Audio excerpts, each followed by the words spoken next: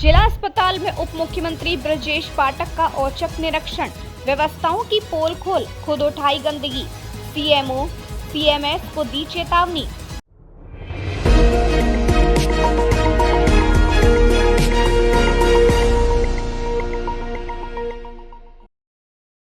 उत्तर प्रदेश के उप मुख्यमंत्री ब्रजेश पाठक ने शुक्रवार को एक बार फिर बाराबंकी जिला अस्पताल का औचक दौरा कर अस्पताल प्रशासन और स्वास्थ्य सेवाओं की हालत की बारीकी से जांच की। यह उनकी 5वीं बार की गई जिला अस्पताल की जांच थी, जो एक बार फिर लचर व्यवस्था और सफाई की पोल खोल गई। उप मुख्यमंत्री ने अस्पताल के हर वार्ड में जाकर भर्ती मरीजों से सीधी बातचीत की और चिकित्सा सेवाओं की हकीकत को समझा। निरीक्षण के दौरान अस्पताल परिसर में गंदगी और अव्यवस्था देखकर वे सख्त नाराज हुए। उन्होंने मौके पर मौजूद अधिकारियों को फटकार लगाते हुए तत्काल सफाई व्यवस्था दुरुस्त करने के निर्देश दिए। स्थिति की गंभीरता को देखते हुए ब्रजेश पाठक ने ट्रामा सेंटर के गेट के पास खुद अपने हाथों से कूड़ा उठाकर सफाई का संदेश दिया, जिससे प्रशासनिक अमले में हड़कंप मच गया। निरीक्षण के दौरान उन्होंने अस्पताल परिसर में जल भराव, अव्यवस्थित सामान और नलों से मिलने वाले पीने के पानी की गुणवत्ता का भी मुआयना किया। उन्होंने स्वयं नल से पानी पीकर स्वच्छता की जांच की। उप मुख्यमंत्री ने मरीजों से जब बाहर की दुकानों से दवाइयां लिखवाने की शिकायत सुनी तो वे बेहद नाराज हुए और ऐसे डॉक्टरों को तत्काल हटाने के निर्देश दिए। साथ ही उन्होंने सीएमओ और सीएमएस को सख्त लहजे में व्यवस्था सुधारने के आदेश दिए। ब्रजेश पाठक ने कहा कि जनता को बेहतर इलाज, साफ सुथरा माहौल और ईमानदार सेवाएं देना सरकार की प्राथमिकता है और इसमें किसी भी तरह की लापरवाही बर्दाश्त नहीं की जाएगी। सेवा पखवाड़ा माननीय प्रधानमंत्री नरेंद्र मोदी जी के जन्मदिवस से लेकर महात्मा गांधी जी की जयंती तक पूरे देश में, पूरे प्रदेश में सबको साथ लेकर के मनाया जा रहा है। आज उसी अनुक्रम में बाराबंकी जनपद के डिस्ट्रिक्ट हॉस्पिटल का हमने औचक निरीक्षण किया है। रक्तदान शिविर को हमने आज जो रक्तदान शिविर चल रहा था उसमें चलते हुए पाया। कल लगभग 41 लोगों ने रक्तदान किया था। आज अब तक 6 लोगों ने रक्तदान किया है, 6 ही है ना। और ये रक्तदान का जो कार्यक्रम है सेवा पखवाड़ा का, वो लगातार चल रहा है।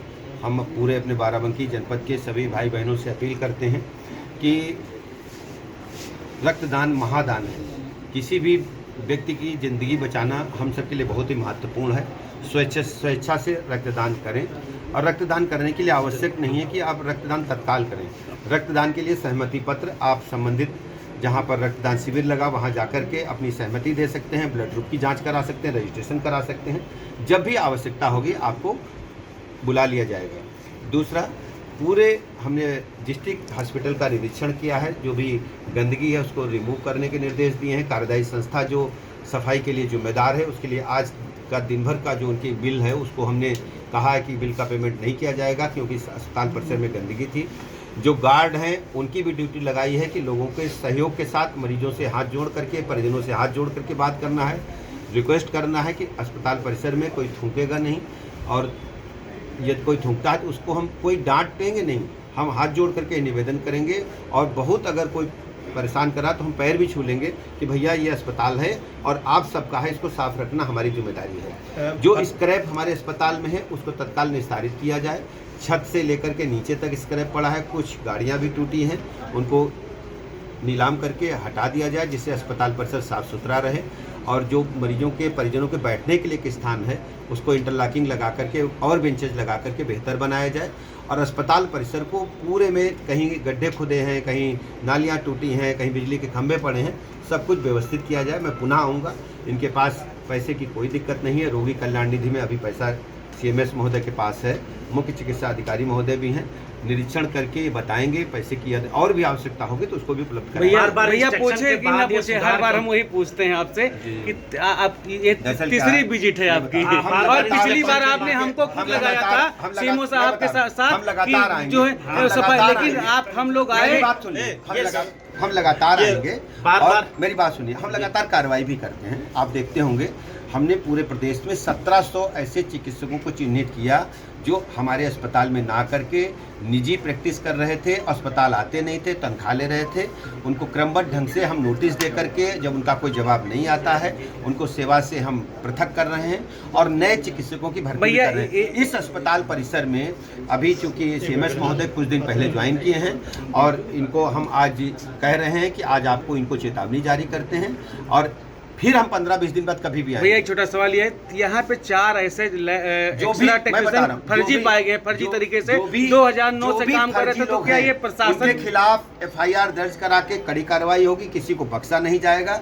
पूरे प्रदेश के सभी नियुक्तियों की स्वास्थ्य विभाग की जांच हम करा रहे हैं। गत सरकारों के कार्यकाल में इस प्रकार का गड़बड़ी झाला हुआ है, हम पूरा एक चिन्हीकरण करा रहे हैं और चिन्हित कुछ लोग हो भी गए हैं, उनके विस्तृत जानकारी हम बाद में आपको देंगे, लेकिन छोड़ा किसी को नहीं जाएगा। जो भी इसके लिए दोषी होगा उसके खिलाफ। इतने इंस्ट्रक्शन के बाद सुधार क्यों नहीं हो रहा? आपको सुधार दिखेगा।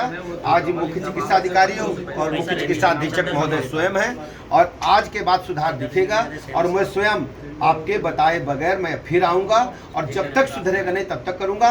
और ये आपको चेतावनी आज है डॉक्टर साहब, इसको सुधारो नहीं तो फिर कार्रवाई के लिए हमें मजबूर होना। भैया एक जयप्रकाश नायक हैं, यहाँ लोग आरोप लगा रहे हैं कि वो जो बाहर से दवा लिखते हैं और पैसे वैसे भी मांगते हैं बाहर से। डॉक्टर अगर बाहर से दवाई लिख रहा है उसको तत्काल आप चेतावनी जारी करें। और सर एक आयुष के डॉक्टर यहाँ पे हैं, एक सर और देखिए जो भी हमारे ग्रेवांसज हैं आप देख रहे हैं, जो सुन रहे हैं, इनका सबका नोटिंग करो और एक एक की जांच करो, यदि सही है तो कड़ी कार्रवाई करो, किसी को बख्श। सर एक आयुर्वेद डॉक्टर अमित हैं, वो बाहर से अक्सर दवाई लिखते हैं। जो भी होगा आप जांच करो, आप CMO साहब, आप CMS साहब, इसको कड़ी कार्रवाई करो, किसी को हमें छोड़ना नहीं है। ये प्रदेश सरकार आम जनता की सरकार है और जनहित के लिए हमें कोई भी निर्णय लेना पड़ेगा, हम इसके लिए।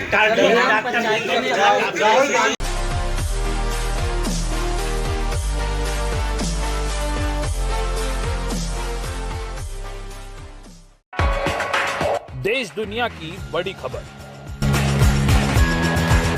हर मुद्दे पर रहेगी पैनी नजर। जनहित से जुड़ी दिखाएंगे आपको हर खबर।